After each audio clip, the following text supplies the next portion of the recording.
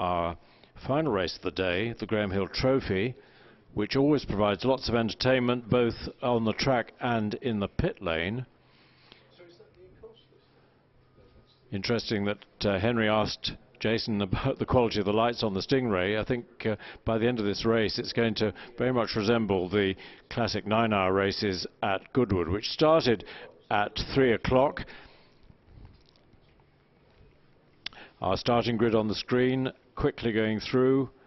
Row 7, Cacaldi, Squire, Bond, Giordanotti in the Lotus. Yeah, the number 2 car not starting. Stephen Bond in 15. We've got Tom Alexander in 5 on row 8, and we keep going back. I'll give you the rundown anyway of who's who in each of the cars.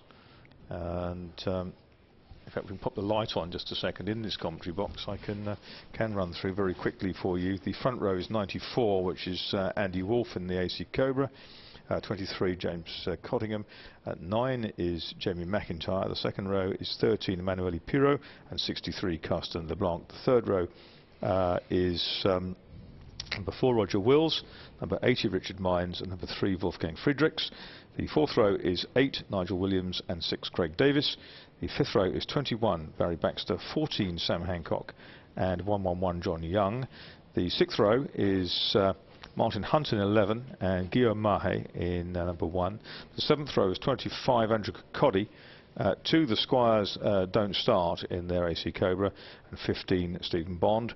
The eighth row is 5, which is Tom Alexander. 89, which is Mike Wrigley. The ninth row is 24, Rupert Cleveley. 22, which is Bernard Tuna. And 23, which we're now told is Andrew Hall starting that car, which was down as McWhirter and Wakeman in qualifying. Row 10 is 17, Rory Henderson, and 30, Alexander Sims. Row 11 is number 12, Jamie Gibbon. 19 is Mark Midgley, 18 is Martin Brewer, and the final row is number 7, Chas Mallard, and number 48, the Reverend Simon Butler. So that gives you a rundown of the start drivers, courtesy in part of Henry Hope Frost, and secondly of Bill Pine, the brother. And the cars are making their way out then onto the grid for this finale of this, the first day of the 73rd members meeting here at the Goodwood Motor Circuit. And testing their lights out already.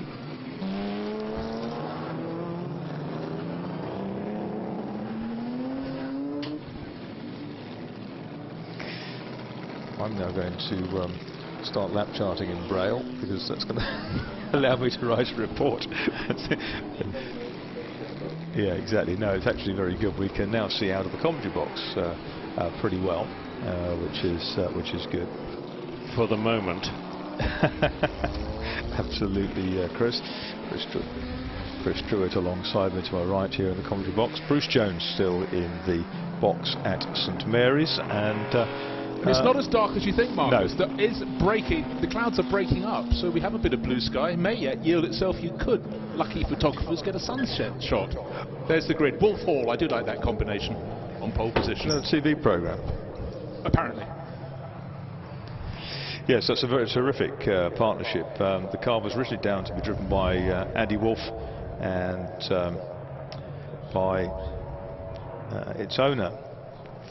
But Jason Wright couldn't make it from Italy, so the very, very capable Rob Hall has gone in alongside him. That renews a winning partnership of years past when they raced Lotus Cortinas together, Wolff and Hall.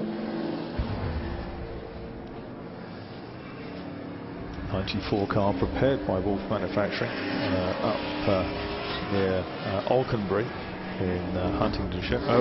Oh, and the Roger Wills Bizzarini is out of the race by the looks of things. That's a big blow. He only just got past Fordwater when that came to a halt, so it's clearly a problem. So annoying, sitting there for such a long time in the collection area, and then that happens. But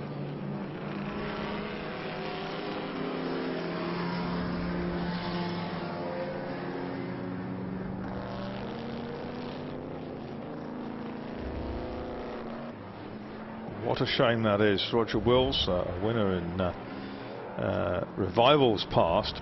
So that's Tim Harvey misses a drive. That's a real blow. and poor Tim will be very chip about it. You can see the glow from the headlights of this Daytona Coupe Evocation. So this green and yellow car, the Cottingham's car, started in Sweden. And there is Andy Wolf with that yellow, predominantly yellow crash helmet. The front row all present and correct though. Was that Daytona Coupe made up from scratch, or did it use original Cobra parts? I think it used a variety of parts. As I say, it was built in Sweden by a company with a very strange name that I can't remember, sort of something like Lucky Jim Racing or something like that. The number 111 Cobra with no lights on. No. Equally, Jason's Stingray, no lights. No, he's got the lights on now. Yeah, it's progressing by stealth. Some of these cars make a little bit too much noise to be stealthy, though, Marcus. Yes, a noisy stealth bomber always works well. This race, good to see programmed for an hour. Good to see the streamlined lightweight E-Type on the grid after its slight contretemps in practice. Rear end just nudged the bank. Wonder how good the lights are on that Lister number 16. Well, Lister Coupe. There's a sort of glowworm at the back. Exactly, there's a glowworm at the front to match it, which is what slightly worried me about it. The car that went to Le Mans. It's also the car that, in open form in latter years, won the final race at Crystal Palace, with Jerry Marshall driving it under the hexagon of Highgate. Fortunately, the Elans have fixed headlights, so we don't have the classic Elan symptom of one headlight coming up and the other one not. That's right. That's right. The 26R spec Elans, very, very quick, incredibly noisy in the cockpit of them. Well, the Cobras on the second row seem very shy about putting their lights on, don't they? Neither Pirro nor Carsten Bonk have quite found that switch. Saving electricity. Yeah. That's a fabulous sight. These are the ultimate GT cars of the 1960s. That thuggish Maserati. So we have 30 minutes to come up on the screen. 30 minutes to come up on the screen for this race. And that is a reduction in time. So will it be a two-driver race, though? There's the question. If it is, therefore the gap, they'll have to pit between 10 and 20 minutes, presumably. And one of the Cobras hasn't got. Yeah, it's a Mahe, the Mahe car. Guillaume Mahe lost fire. Finally gets away. So 30 minutes keeps it within the time. Can he take his place on the grid, or will he have to start from the back? Probably have to go from the back, I would have thought. And you can see these little spotlights in the grille of the Cobra that's second on the grid. Mahe has got going. He's right at the back in the open AC Cobra, a very distinctive car.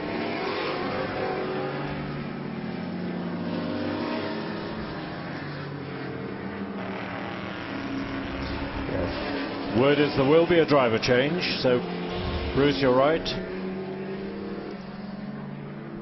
Poor old Tim, he's done out of a drive.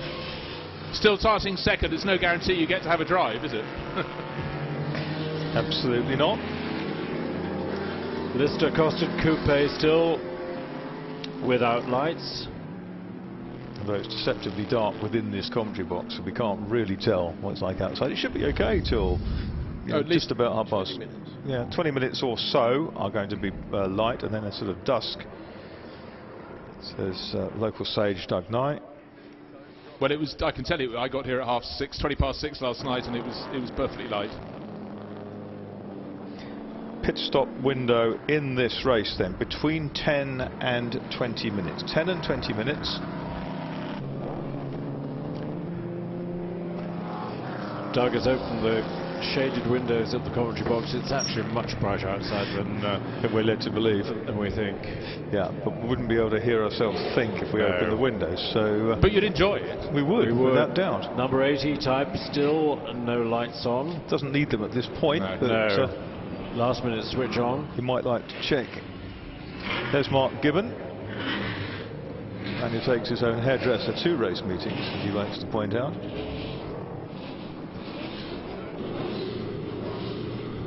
Yep.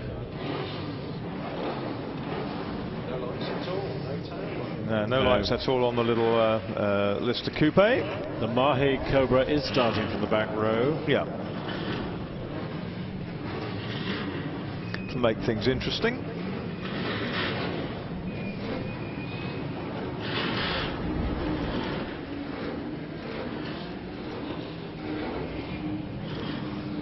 Number 19, Lotus South West. Green flag waves at the back of the grid. Well, we're about to go underway. The revs begin to rise. And a great start from the Red Cobra, the Pirro Cobra from the second row. Went like a rocket. And is up the inside and is vying for, he's taken the lead. Pirro leads. Was it a little premature, you're about to ask? Yes, it is. I wonder. Well, it was either the front row were napping and the third row as well, but it was an astonishing start, and what we need to know is number 13 is in the lead of the race. So Andy Wolff started on pole position, but he's in second place. Gosh, it almost looks dark as they come down towards Ford Water, through Ford Water, and holding on to second place is 94. Yeah, we're viewing it from Cottingham. It's Pirro from Wolff from Cottingham. Cottingham in that green Cobra. And look, you know, Cottingham's looking very quick. You can see he's closed on the two Cobras ahead of him as he goes through St Mary's. Run a little wide, and Andy Wolff is tucking it. Oh, and a big switch from Cottingham behind, and the Pizzarini, number 9, right in their wake. Fourth is McIntyre on board. Yeah. 14 up the inside into fifth place out of Carsten LeBlanc. So 14 going very strongly. That's a terrific first lap from Hancock. You know what's tidy first lap from all of them. Behaved very well through Madrick and again down through St Mary's. So well done, gentlemen. And fabulous footage looking forward from number 23. Started second on the grid, but down to third because that amazing start from Emanuele Pirro. I'm really looking forward to seeing a replay of that. So into the chicane for the first time, a convoy of brutal cars with Emanuele stretching out down the finishing straight. Yeah, Wolff second, Cottingham third. Fourth is the McIntyre Pizzarini. LeBlanc has got back past Hancock to claim fifth place. Still the Lister Coupe lightless, as is the E-Type in front of it. In fact, Hancock's had a problem between Lavins and here because he's dropped right back into the pits. Has come one of the Jaguars. It's 25. It's the Kirkcaldy Jaguar into the pits at the end of the first lap. Andrew Kirkcaldy in the Sandy Watson-owned Jag. First three starting to pull away, and Pirro's still leading. Oh, running wide is Andy Wolff through St Mary's, and Sir Chance, as you can see on the big screens, there was a sniff there for Cottingham to go up the left-hand side. He couldn't quite get enough grip to do it, had to come off the throttle just that tiny bit, and Andy Wolff lived to stay in second place, but he slipped up going to St Mary's, did get away with it, but that's going to allow Pirro to make his break at the front. Look at John Young go in 111. He's up into sixth place, which was a phenomenal effort. He's up into fifth place now by the looks of things. Yes, he's gained another position.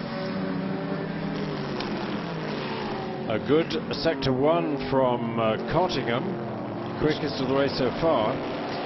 He started 13th, John Young, and that's a great start. So there goes Pirro, chased by Wolff and Cottingham and McIntyre, 2 laps in. Gap back to John Young, still lightless. Behind John Young is Carsten LeBlanc. Hancock losing more position. The 63 car, and then we've got the Craig Davis number 6 car, which Jason Plato will take over. Craig Davis running in 7th in the Sub-Zero Wolff car. Martin Hunt in the E-Type just nudges ahead.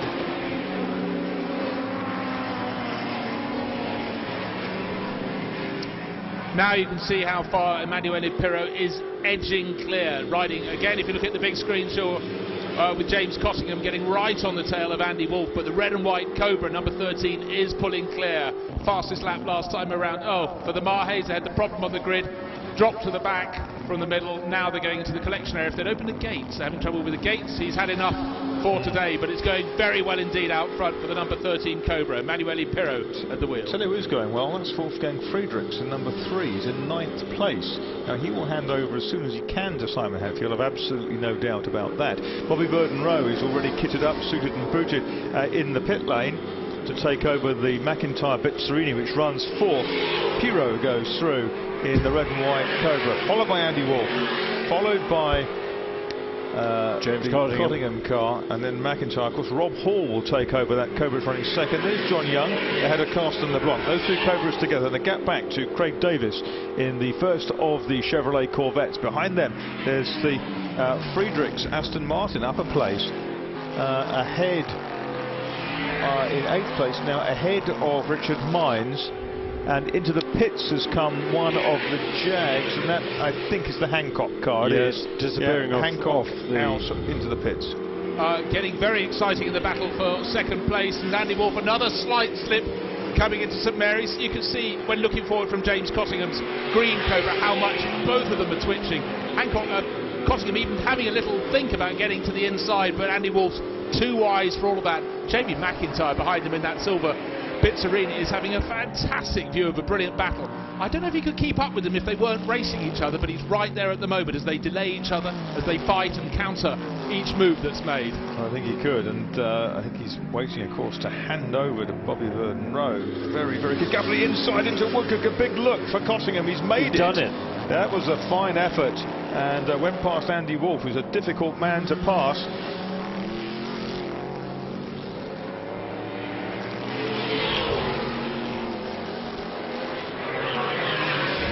Pit window opens in 4 minutes. Pit window in 4 minutes.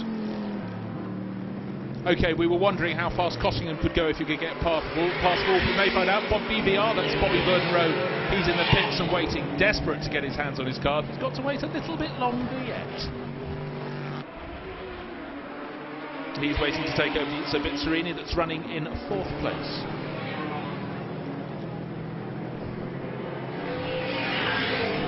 Interesting, Cottingham his first opening sector of a lap without Wolff in front of him, and he set a pink sector time, fastest of all so far.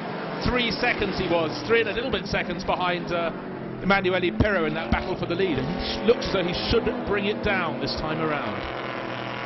Yeah, tricycling through the corner there is who's that there?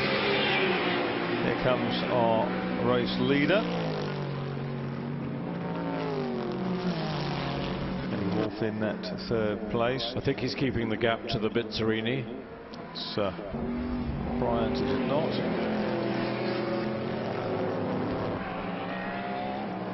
So 2.5 minutes till the pit window opens. Couple more laps. Andy Newell, the JCB driver there. Do you think Sean Lynn will encourage Emanuele to stay out as long as possible? To James Cottingham. Yep, he took half a second out of Emanuele Pirro. Pirro probably be quite keen to hand over. 26.921 for James Cottingham. Gap down to 2.57 seconds. Wolff 3rd in 94. McIntyre 4th in 9. 5th is Young in 111. 6th is LeBlanc in 63. Is Craig Davis. There's a wisp of smoke from the James Cottingham car. Yes, more than a wisp, I would say. Yeah, well spotted in the murk, in the gloom, but he's been driving that very, very hard indeed. They're all a bit slower this time around on their first sector of the lap, but 1 minute 26.921, that was a very handy lap last time around. Once he'd been liberated from going past Andy Wolff, giving chase, can he catch up with Pirro? Which of them is going to come in first? 1.5 minutes until the pit window opens. You feel these drivers are going to really run quite a long sector if they can, and there's Pirro, race leader, starting to lap the tail enders, just coming up on Tom Alexander's DB4 GT and flashing past down into chicane. He'll have to do at least this lap that follows before pit stopping. It's much more smoke here, isn't it? Yes, the green Cobra is in trouble, I suspect. There goes Cottingham, hurtling past the Elan, diving to the right of Tom Alexander's Aston Martin. Andy Wolff has a much clearer passage down the right-hand side of both of them in the lee of the pit wall. and the Elan hooks onto the back of the Aston Martin. 6 laps in, it's 2.5 seconds still. Not many of the pit crews are using illuminated boards, although there is one very fancy one. Wolfgang Friedrichs gets a waved pit board to pit signal. Yes, he's in 8th place, doing a terrific job. A personal best for Friedrichs, a 1:31. Which is terrific considering the much hotter cars are in the 27s and 28s up front. Very, very fine effort from him. Twice a big winner with Simon Hadfield here in recent years, 2013 TT and last year's members meeting. What's clear is that John Young doesn't have any of the answers as he gives chase in 5th place in number 111. Those first 4 can lap at ease at great speed, and in fact Andy Wolff just set a pink second sector of the lap as he gets closer and closer to second place again, to the smoky 23. Pit window should now be open. We're 19 and 3/4 minutes in, so I would expect to see the Aston Martin in this time round for Wolfgang Friedrichs. Well, it looks though most of the front runners will be staying out somewhat longer, so this could be a bit of a masterstroke to get some clear space in the pits to make their pit stop for Friedrichs to hand over to Simon Hadfield. First 4 through at this point. Using with the first one in. Surely it's got to be Friedrichs. Craig Davis has gone through. Friedrichs will be next up. He can come in this time, put Simon Hadfield into the car with a clear pit lane. And it looks like he's going to be in. Yes, the blue number patch. Wolfie Friedrichs is into the pits. And that number 3 car, as is cut 7, the E-Type. The Aston Engineering team. Yes, that's to put Rob Huff in it. Richard Mines to Rob Huff. Simon Hadfield leaps into the Aston Martin. And Baxter's in as well with the big Mazda. This is where you hope you're not fingers and thumbs trying to do up those belts and get back going again, but I think that's a very good move for the Aston Martin team there. Emanuele Pirro getting really embroiled with the other Aston Martin DP214, managing to get through, but it got very crowded going down to the chicane, flashes past the red white Mustang, goes on to another lap. Goes round again, and he's still riding with James Cottingham. And Cottingham second, Andy Wolff just behind him, half a second or so behind. Another car that's in early is that number 8 car, which is Andy Newell going out. So Nigel Williams was quick to put Andy Newell in. Now, how many drivers will come when they come in, will turn the lights off, and then their co-driver will come out without them on and keep them off? I'm surprised that more people haven't come in right now, although if you've got a really quick guy like Emanuele Pirro on your side, you want him to bat for as long as possible. Now, of course, we have to know, there comes the Davis Plato car coming in, and Adrian Wilmot will have a shot. He's taking over the Aston Martin from Tom Alexander for that battle for second place. Very close. First, in fact, down to 4th, only covered by 7 seconds. Where they sit in the pit lane, though, that could have a factor as well. If they come in next to one of their rivals, not so good.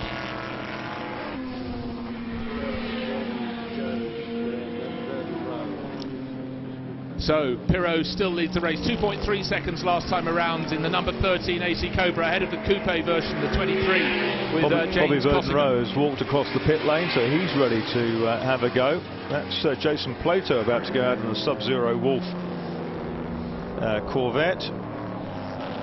We're 8 laps into this race.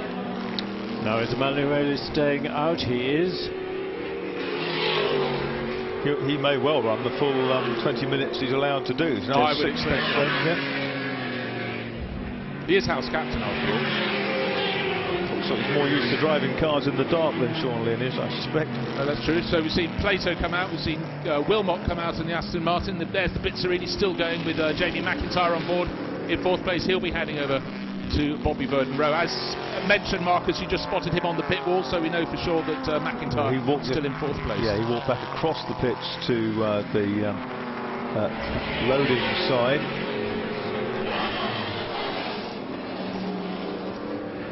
So the first 5 are through. LeBlanc's through. Where's John Young gone?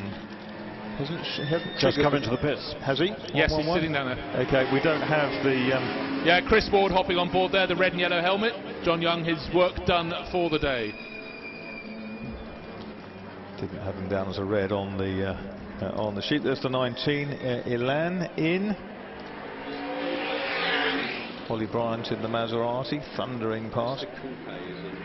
Mr. Coupe is in as well. Manuel in another fastest sector 2. Fred Wakeman in the Mr. Coupe. Some veterans there. Bernard Tuna. Leader through for the 10th time. Emanuele Pirot. We're halfway through the race. Was that Simon Hatfield without any lights on the Aston Martin? Yes. The 94's come through in, so that's so we've got Cottingham second. We've got Andy Wolfe into the pits to hand over to Rob Hall. Andy Wolfe out of the car. Rob Hall just climbing in. Verdon Rowe getting into the number 9 Bitserini behind that. So.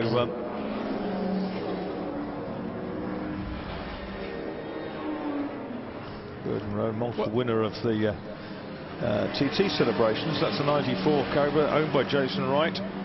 And look at that, the Bitserini's away.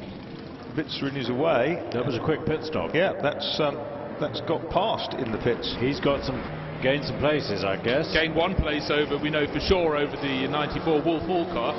Yeah, that's going to put them up into third place. At this point, Rob Hall goes out.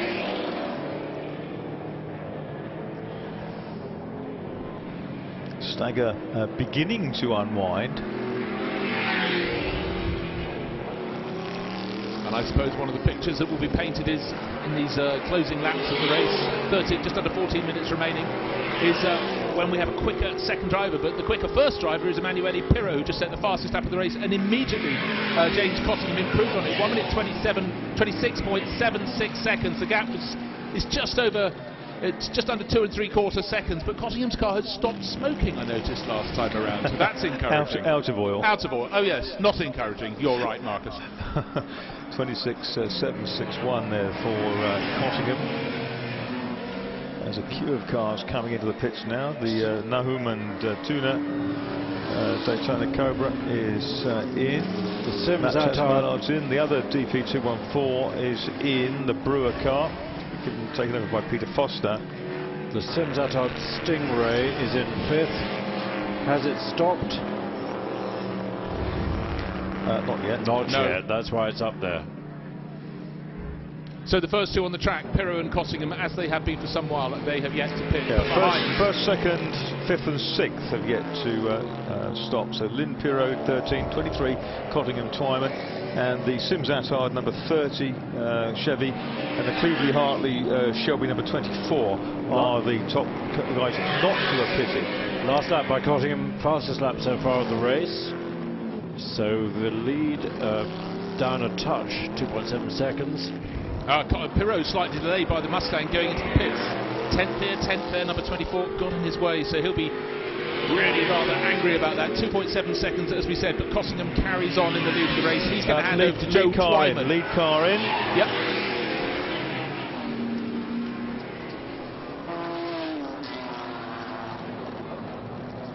Simon Hadfield up into 8th place with the number 3 car. Henry down in the pits. Yeah, Emanuele Pirot's brought the lead Cobra in, and he's out. Sean Lynn is strapped into that. A very slick stop indeed. Pirot out, Sean Lynn in.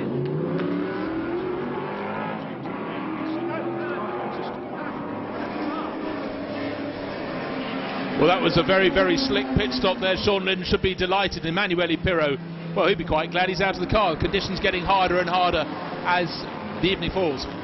But we've got to see how long that lead will be, because of course the Cottingham Twyman car has yet to pit, and there is the Bitserini of Verdon Rowe now in 3rd place on the circuit. Don't forget that gained a place over the Wolf Hall AC Cobra that led early on in the pit stop. So great work in the pits, but still leading out on the circuit, car 23. which we're on board with, it must be coming in pretty pronto because it's got 11, a minute. we've got a minute to stop. Oh! A big squeeze with the other, with the Shelby American. But he's coming into the bits. Yes, he is. Yes, he is. No, it leads a very swift pit stop for James Cottingham. Yeah, well, Pirro was delayed on the way in, so that sort of balanced that out again. But they're coming from practically empty pit lanes, so it's a very good tactic coming in late on. Either come in late or come in early. Don't come in the middle. Joe Twyman, quite a big guy to squeeze into the car. Rob Huff is up into 5th place, and Richard Mines has cut 7th. And then Nigel Greensall, who's done that car's Can we see where Sean Lynn is? There he is. Just into the chicane, so he will snatch back the lead. The Cottingham car is still in the pits. Joe Twyman leaves the pits. Not going to be much in it, in fact. There's not. Wow. comes out just ahead. No, he's on. He's on hot tyres. It isn't as if it's on cold tyres to resume. Well, let's see who gets to St Mary's first. Going through Madgwick, it's 23 now with Joe Twyman at the wheel. And Sean Lynn with a lap under his belt is closing right onto his tail. But if they can go through Fordwater in this order, if Joe Twyman can be really brave, he should be able to hang on to the lead in this particular battle. Now, Sean Lynn closing right in as they come to the kink before St Mary's. They take the right-hander. Now they'll come up to St Mary's. It looks as though Twyman's done enough. He's pussyfooting through the outside of the corner at a better exit speed from the red and white Cobra. Can Sean Lynn take a run? But he's on the outside. It's the long way round. And if Twyman can hold on to 11, I think it's job done. Well done. Great driving from the two of them. Bobby Verden-Rowe still in third place in number 9. Fourth is Rob Hall in 94. Fifth is Rob Huff in 80, is that? I think it is. And then Nigel Greensall. Lynn certainly hasn't given up attacking Twyman and trying to get up the inside towards the end of the lap. Doesn't quite make it into Woodcote. Now they've got traffic ahead of them, but this is where Twyman's got to be brave, or at least not provide an opportunity for Lynn to get past as they get stuck behind the 12 E-Type, and they should be able to jink out to the left and go past. So Twyman's had a very busy lap, but he looks as though he's done just enough. Now they're coming up to Gavin Henderson's AC Cobra, but they've got the inside of that into Madgwick.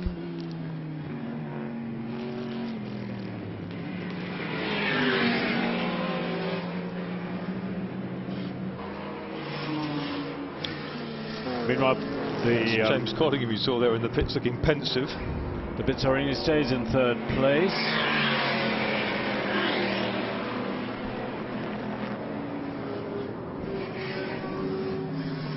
Henry's down in the pits with James Cottingham, erstwhile leader. James, amazing needle out there.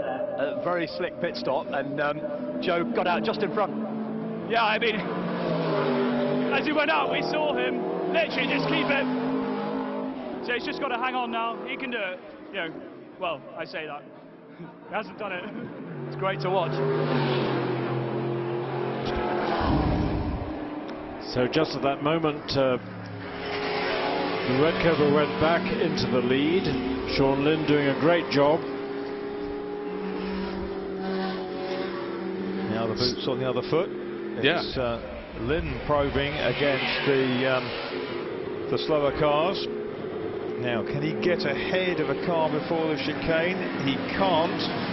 That's the Nigel Winchester-driven Shelby now, and that's allowed the Twyman car to get much, much closer. Can he win the drag race up towards Madgwick Corner? They're pretty evenly matched, and towards the end of the straight, the Red Cobra just goes away.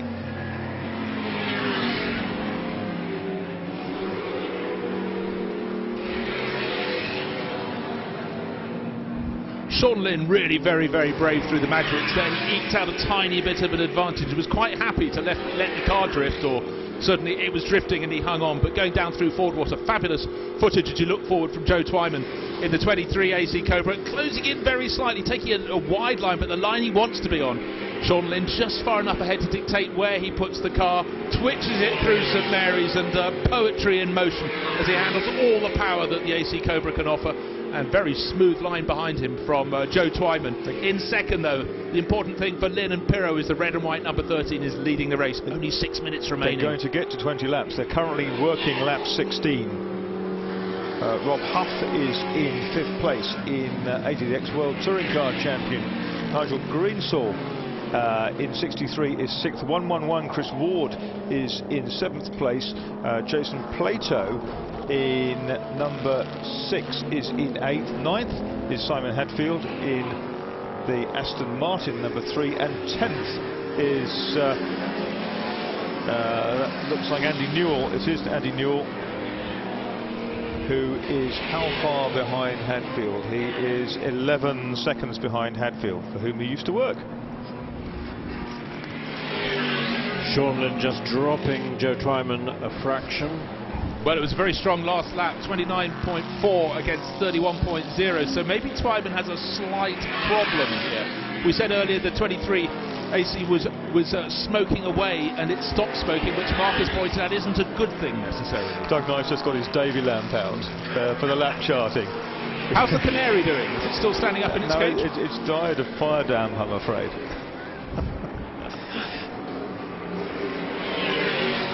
Well, Pirro is really starting to eke out an advantage. Not Pirro, I beg your pardon. Of course, he handed over the 13 Cobra to Sean Lynn, who's been very brave. Conditions clearly getting harder and harder as evening falls around the circuit here. We've just gone past just coming up to 6:30. Racing was supposed to be over. We've still got 5 minutes remaining, 4.5 till the checkered flag will be flown. It looks as though the car that had that rocket start from the second row with Pirro on board, number 13, has done enough. 23 with Joe Twyman on board now, having taken over from James Cottingham, doesn't seem to have the answer. The lights are on the funfair round in the middle of the campus by the Great Hall. It always looks brighter when you look forward through the camera angle from the amazing onboard footage with Joe Twyman in number 23 past the Lister into the chicane, but I'm afraid he can't see enough of the red and white Cobra. That's escaping in the lead. Sean Lynn going ever further clear. Be about 4 seconds, I reckon, the gap between them. 5 seconds is the gap between first and second.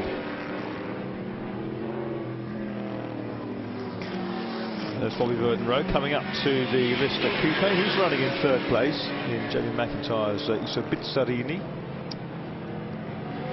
Rob Hall is in 4th. Where's that big Maserati?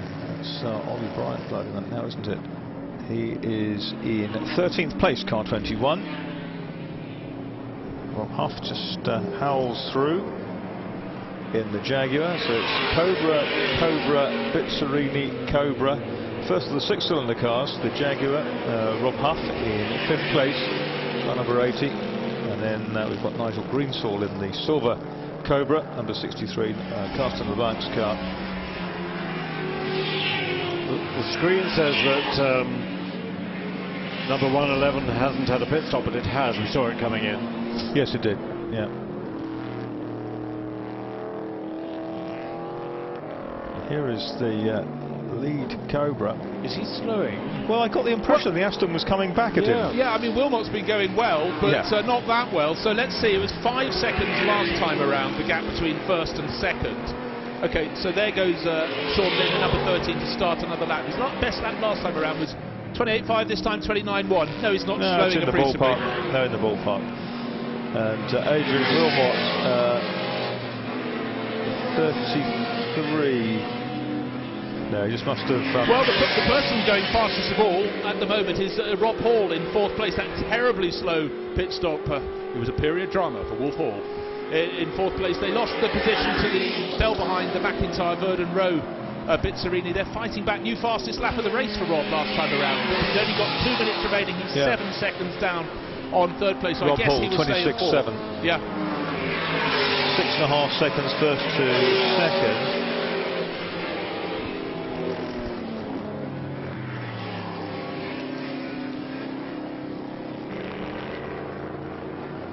Still be banging in 26s at this time of the race is very impressive. Smell more oil on the breeze.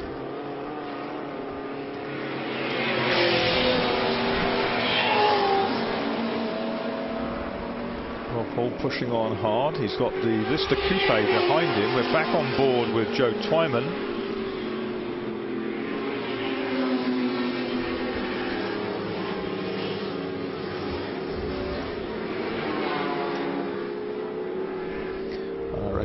We're now working the penultimate lap of the race.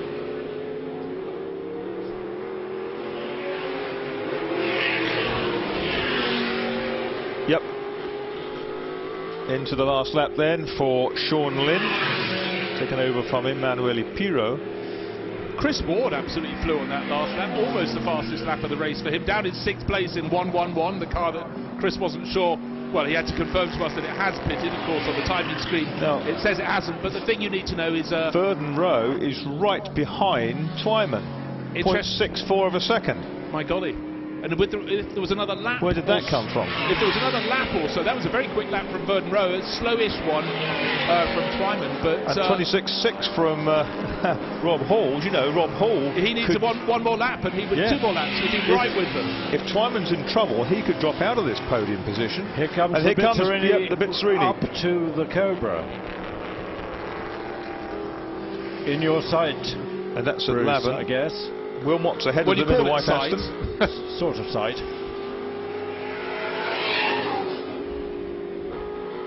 Adrian Wilmot clinging to the left-hand side through the kink. This is the green Cobra we're running on board. Well, we with. wanted a rear-facing camera there, or in fact one looking out the side windows, because it's so close, and that battles for 2nd place. Clock's ticked away to nothing.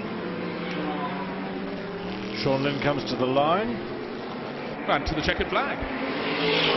And Emanuele Pirro and Sean Lynn win this Graham Hill Trophy race with their AC Cobra.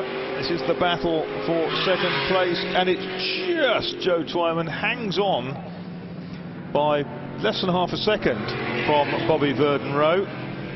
And in 4th place, fast closing, was Rob Hall. He was only 2.9 seconds behind them at the end. In 5th place should be the number 80 Jaguar E-Type of Richard Mines and Rob Huff, who just finishes in 5th place, and in 6th place should be Chris Ward in the Rev 111. No, he's been taken. It's Nigel Greensall who is up with the personal best for that car. Nigel Greensall comes through. Emanuele, yeah, points. Understated as ever. Yes. Points make prizes. Where? Now the only question that remains. No, there must have been a glitch on the transponder of 111, because it's now come back into the place. So Yes, that's been happening over several laps actually. Okay, up thank and you, down Bruce. the charts. Is Emanuele confident that he didn't jump the start? At that point, he'd lose his use of English and just spout Italian pasta flavours at you. The battle towards the end. Simon Hadfield in 3 finished 9th. Great start to that race by Wolfgang Friedrichs, and Andy Newell though was close to within a second at the flag, with 1.011, if not to split hairs.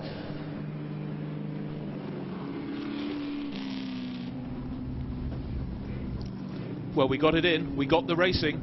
We did. And look how dark it is as you look out over the circuit now. That's when you look down and you realise the only light in your commentary position is your timing screen. You can't see your notes or your knees. Or It's very dusky outside. We just opened the window and, well, we can see more than we could.